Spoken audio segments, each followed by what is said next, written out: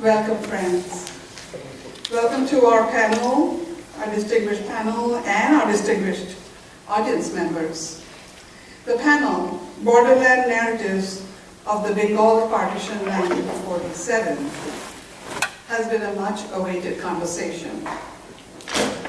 Borders and partitions have troubled histories of divisive politics, in which neighboring communities walled off from each other continue to be shaken up by tremors of such divisions long after the actual events. This panel examines community experiences related to India's partition in 1947. In the aftermath of the British Raj's decision to leave behind a divided territory in South Asia, the subcontinent was racked by violent communal aggressions. The history of Western India becoming West Pakistan and Indian Punjab has been privileged in official partition narratives, archives, literature, academic research, cinema, and popular culture. The eastern borderland of a broken, fragmented Bengal has largely been overlooked in mainstream discourses. Our panel proposes to contribute towards paths of inquiry, highlighting experiences of communities along the eastern borders of the newly crafted Republic of India from 1947. As the original capital of the British Empire and later West Bengal, Calcutta or Kolkata developed as a cosmopolitan center where art, cinema, and literature, as well as business and trade, flourished. Bengal saw great prosperity during colonial rule, but it also underwent violent, chronic communal strife after the partition forced Muslims out of a largely Hindu West Bengal and Hindus out of a mainly Muslim East Pakistan. However, over the course of the next half-century, a common language, Bengali, became a central platform of identity, superseding individual or class interests, and spurred the self-determination of Bangladesh and its independence from Pakistan in 1971. Partition is a process which continues to shape social relations, political agendas, government policies, cultural histories, and most importantly, ordinary lives in what we best understand as the violence of the Radcliffe line. What legacies were lost as millions were forced to leave home and hearth and move to unfamiliar land on different sides of this arbitrary border, simply based on religious affiliations? Did the chronic and long-term violence and displacement of Bengalis of both faiths create a unique position for Bengal within India's nationalist struggle and its nation-building agenda in the post-colonial period? Was there some nuanced distancing that Bengali intellectual production effected following this cleaving, which further affected the region's integration into the mainstream unity and diversity narrative? Are there possibilities of forthcoming research into political itineraries, which emerged to push the everyday Bengali psyche to the center-left few years after independence, and which, in turn, influenced a big part of this era's cultural production? From personal perspectives to broader public memory, numerous stories form the inspiration for this panel. This panel will explore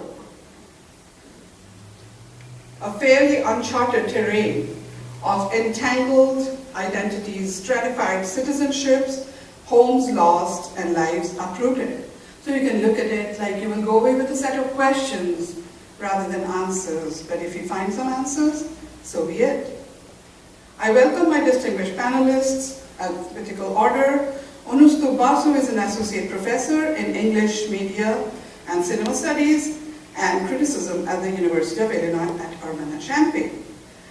Author of numerous journal articles, he is also the author of several books: Bollywood in the Age of New Media, the Geo-Televisual Aesthetic, co-editor of Intermedia in South Asia, The Fourth Screen, and Figurations in Indian Film.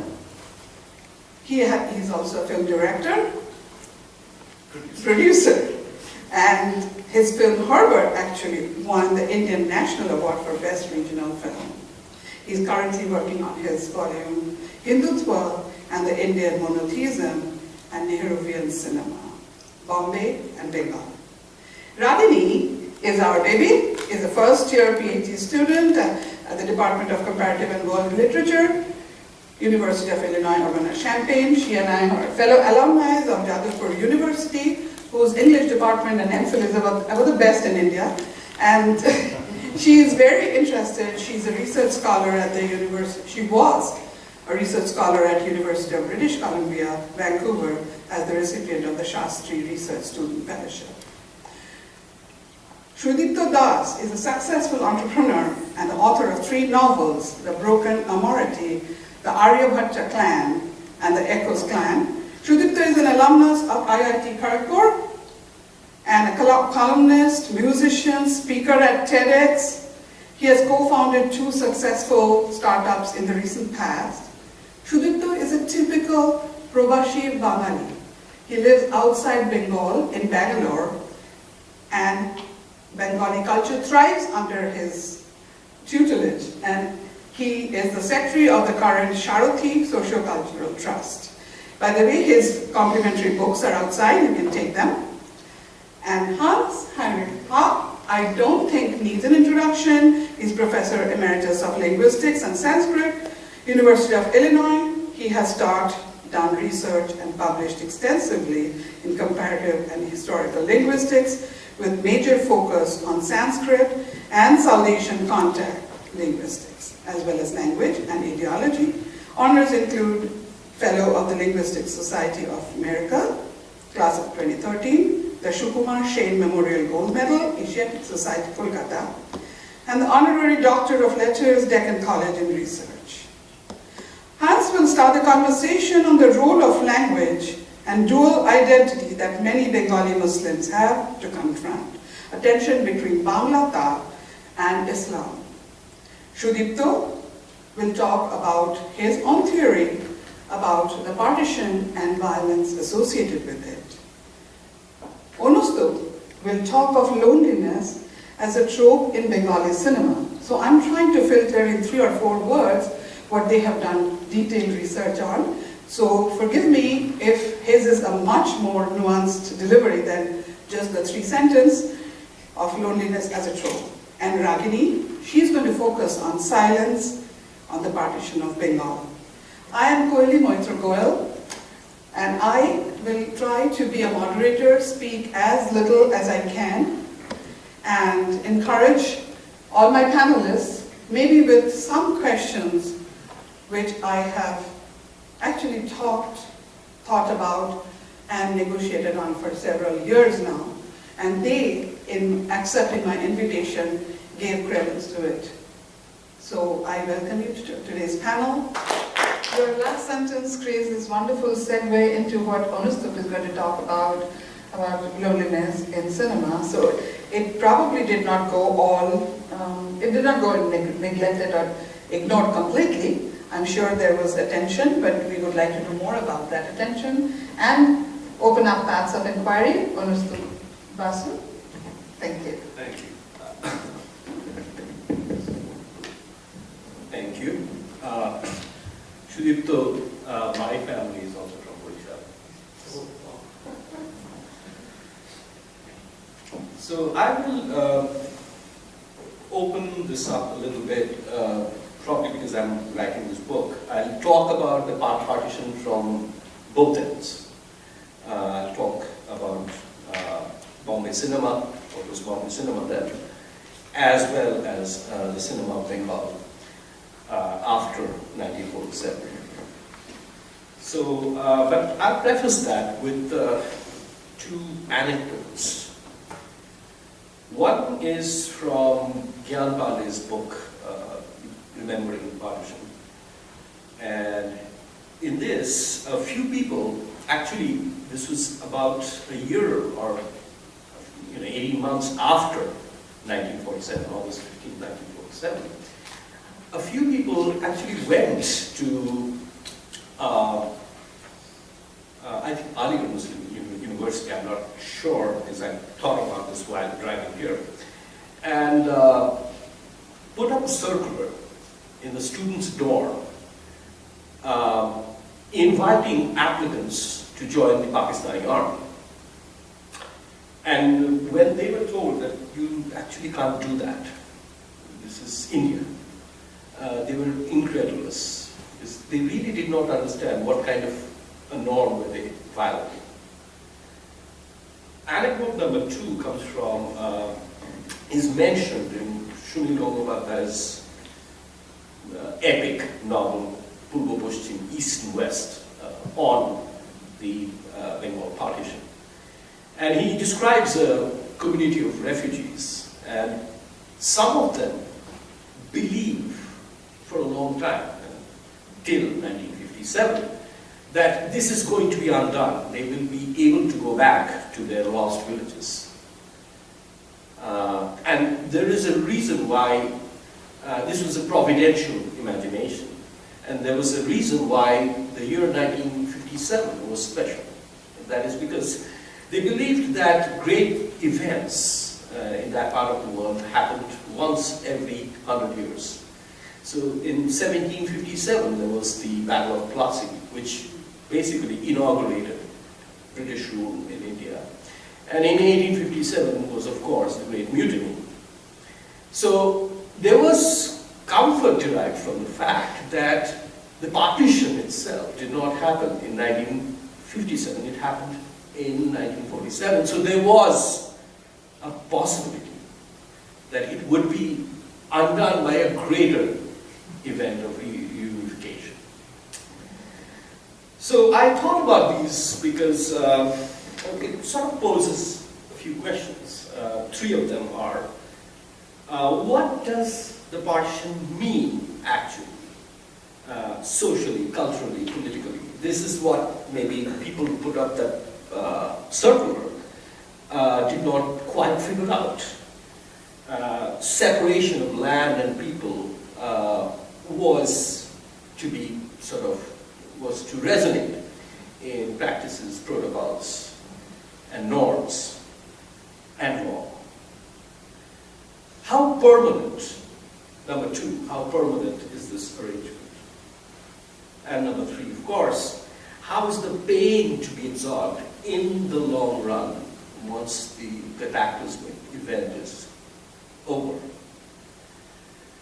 So, with this preface, I would like to come to certain themes in Bengali and Hindi cinema of the 1950s, the period of settlement, and how they came to terms with the legacy of partition. And of course, Bhaskar Sarkar has written an excellent book on that, called Mourning the Nation. And one of the things that he obviously talks about is that there was very little cinema on partition made in the first 2 decades at least, actually more than that. So given the sheer volume of films that Indians make, this was a very, very small number. Now, there are, of course, 2 reasons for that. One was censorship. Chances are, if you made a film, it could get banned. A case in point, Nastic, 1954 film, was banned. It was the story of a traumatized refugee in Bombay who turns to atheism after having witnessed what he witnessed. And the film was banned on the grounds that it would foment criminal tension. Number 2, Bhaskar Sarkar provides a kind of a Freudian explanation as to why people were silent about the partition, at least on cinema. And the explanation was that a culture needs time to absorb the shock and the trauma of the event before it can start speaking about it again. Now, there were a few films made, definitely. There was, in Bengal, there was, even in mainstream cinema, there was famous Uttam Suchitra romances, this star pair. There was Bipasha or Shabar Opere. There was Manmohan Desai's Chalia in Bombay, and a few others. And also some very flippant, non-serious ones, like the 1959 feature, Milan/Meeting, where lovers are parted by the partition, but they are brought back together by a very intelligent German shepherd. But the thing is, thousands of films were made, and the number that directly or indirectly dealt with partition could be counted on your fingers. But the real question for me is not whether or to what extent partition appeared in films. The question is whether films could remain the same after partition. So here I come with a single point that I'm going to make in this paper by invoking a memorable line from Rahim Asum Reza's memorable 1966 novel, Aadha Gaon, Half a Village. In rough English translation, it goes like this. Quote, in short, with independence, several kinds of loneliness had been born. Unquote. So after 1947, cinema both in Bombay and Bengal was filled with different kinds of loneliness. Both these traditions in different ways became melodramas of loneliness. So before that, films usually were dominated by this genre called the feudal family melodrama, the social as it was called. Whereas after that, in the 1950s, the screen was suddenly filled up by orphans, destitutes, vagabonds, awara, as connoisseurs of Hindi cinema. Vagabonds, pickpockets, petty criminals, people who were unemployed, educated yet unemployed, drifters into the city without any biographies. A very spectacular example is the Raj Kapoor character in Sri 420, who arrives in the city with a BA degree, big deal in those days, but has no backstory. And he has no family. He has no one that he can actually refer as his own. And it's mysterious, it's left that way. So we see culturally different, but equally noticeable forms of loneliness in Bengali film melodrama of the 50s, especially in the Uttam Suchitra romances. They gave expression to this new conjugal desire and yearning, which was different from the past. This was nuclear desire. Two people struggling in the city, the woman also working most of the time, trying to find a nook for survival. And the love becomes a part of that. And both of them usually have either missing or dysfunctional families. And that is sort of lyricized repeatedly in the very famous music of his films. It's a yearning that you couldn't put your finger onto, but it is there very palpably. And it's there also in the utopian spaces that you see in these films.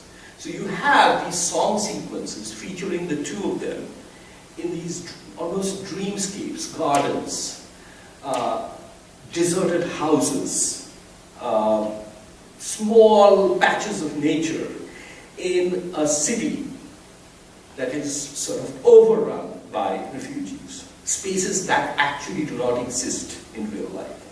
They are mental scapes. Right? And so that is what for me is, that two people meeting, overcoming a certain endemic sense of loneliness and destitution. Again, often left mysterious in these films. And yes, I will end with a note about Hrithik Kharak's cinema. Those of you are familiar with his films. I did not jump headlong into it because I think this evening is too small a frame of time for that. In Kharak cinema, I think more than any other cinema of that period that I've seen coming out from India, one actually sees the loneliness in a much more palpable form. Loneliness is caused because selves and their memories themselves are partitioned. The selves and the memories themselves are partitioned. In Kharak cinema, the partition assumes the form of a primal division, not just of the land and the population, but an entire civilization, linguistic universe, and culture. So there might be very little partition in both Hindi and Bengali cinema of the 50s and 60s, but partition perpetually haunts cinema. It populates the screen with phantom figures weighed down by a weird history of a primal loss. Different figures, different stories, different destinies, and different kinds of loneliness. Thank you, Mr.